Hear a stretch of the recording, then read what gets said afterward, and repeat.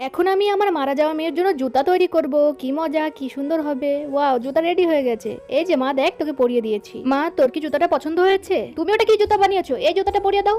সরো তো আমার জুতা, এই জুতা আমার লাগবে না। আমার মেয়েকে আমি অনেক সুন্দর জুতা বানিয়ে দিব কাঠ দিয়ে। আমার মেয়ের জন্য আমাকে সুন্দর একটা জুতা বানাতেই হবে। আমার মেয়ের কাঠের জুতা অনেক পছন্দ। আমার মেয়ে বেঁচে থাকতে তো ওকে আমি কিছু দিতে পারিনি।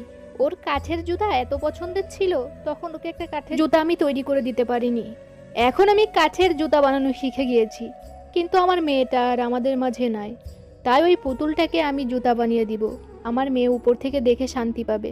বন্ধুরা, তো আমার জুতা বানানোটা তোমাদের কাছে কেমন লেগেছে অবশ্যই ভিডিওতে লাইক দিয়ে চ্যানেলটি সাবস্ক্রাইব করে কমেন্ট করে জানাবে, এবং তুমি কিসে পড়ো সেটাও কমেন্ট করে যাবে।